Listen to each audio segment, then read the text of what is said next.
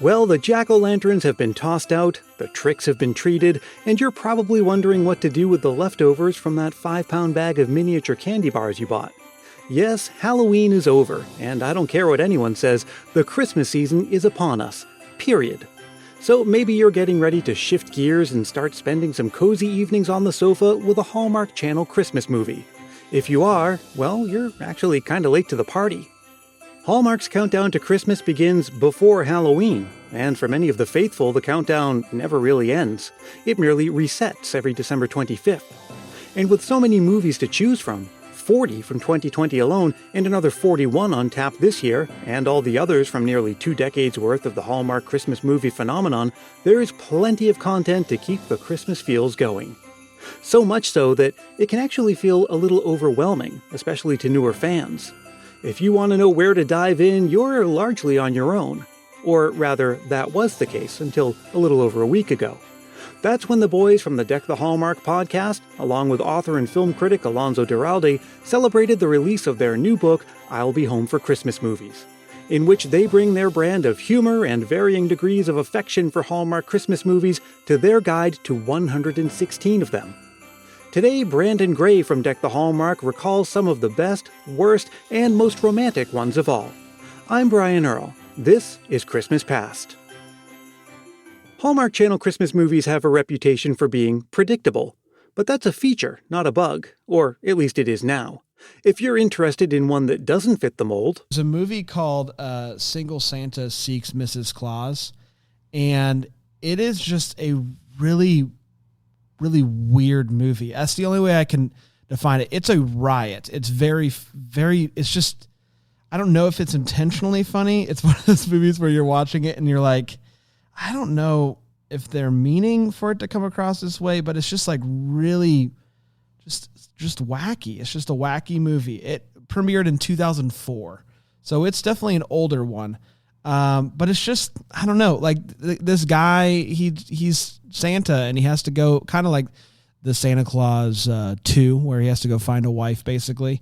So he has to go down and he falls in love with this woman, but he's Santa and he's just like a weird dude because he's, usually up in the North Pole. I don't know. It's just weird. It's very funny. It is a movie that I think plays really well if you're watching it with like a bunch of people that are just kind of wanting to have a good time. Like it's that type of movie. Like we had the showrunner, the guy who was running The Tonight Show with Fallon for a while. He joined us for that episode. And he did that because every year as a staff, The Tonight Show gets together and they all watch this movie together. So Jimmy Fallon and his writers and everybody who works there watch this movie because it's just so out there. So if I'm giving you one, I think it's Single Santa Seeks Mrs. Claus. Speaking of predictability, there are lots of cliches that these movies are known for. Hometown hunks and small-town celebrations, things like that.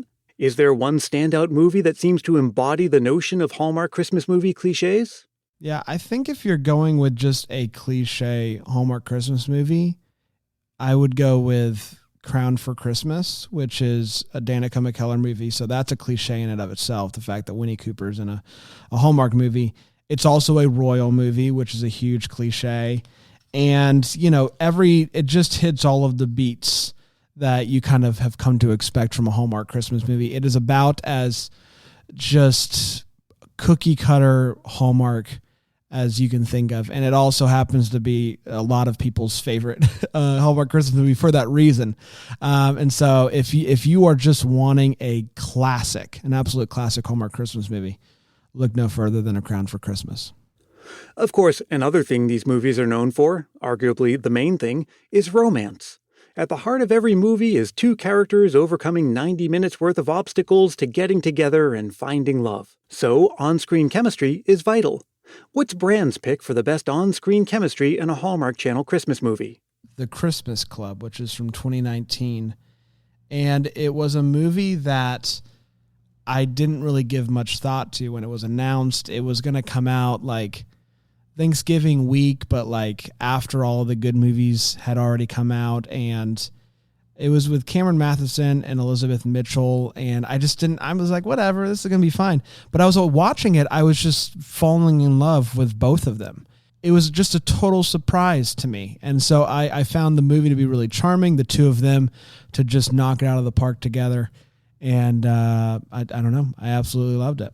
Some Hallmark Christmas movies venture into the realm of fantasy, a snow globe that grants wishes, a magical pair of Christmas time travel shoes. If that kind of thing is to your liking, Bran has a recommendation. The one that immediately comes to mind is Angel Falls, which is, Hallmark has done some stuff with angels in the past, but the thing that is really interesting and unique about it is when there are multiple times in the scene where the angels show up or have to have a conversation. Like one of the angels is there and another angel shows up and they have to have a conversation, and everything freezes around them. And the angels are able to kind of move around and have conversations with everything being frozen in time.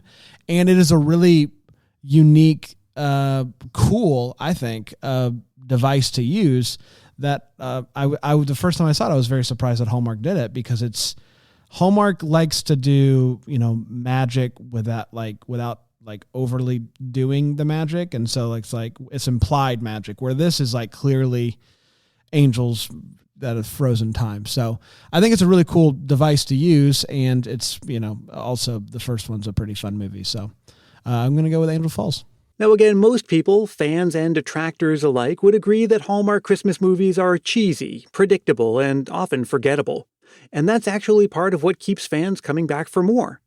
But every now and then, along comes one that's pleasantly surprising for its overall quality and genuine depth of feeling, like this crowd favorite.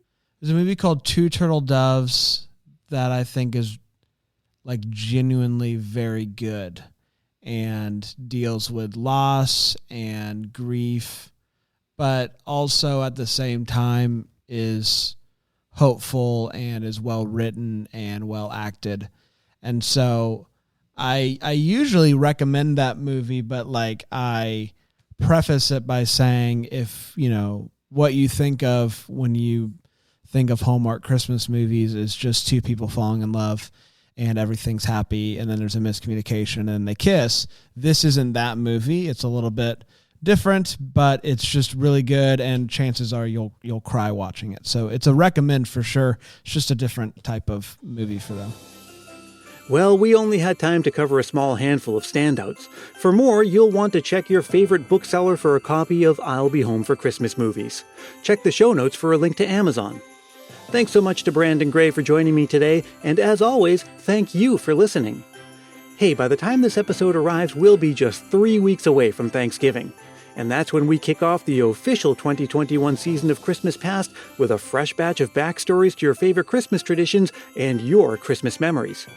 Be on the lookout for a few more bonus episodes like this one between now and then, and lots more fun and surprises as we count down to the big day itself. There's still time to send a Christmas memory to appear in an episode this season. All you have to do is record yourself speaking into your phone's voice memo app and then send it over to christmaspastpodcast@gmail.com. Keep it reasonably short, clean, and family-friendly, and be sure to say your name and where you're from.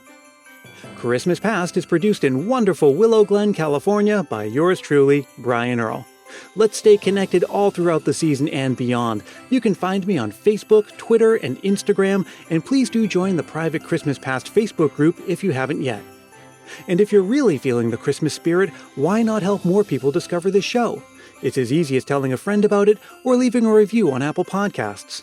If you do leave a review, I'll send you a Christmas Past sticker and a handwritten Christmas card as my way of saying thanks. Reach out for details on that. I'll be back again before you know it with an all-new episode. Until we meet again, may your days be merry and bright.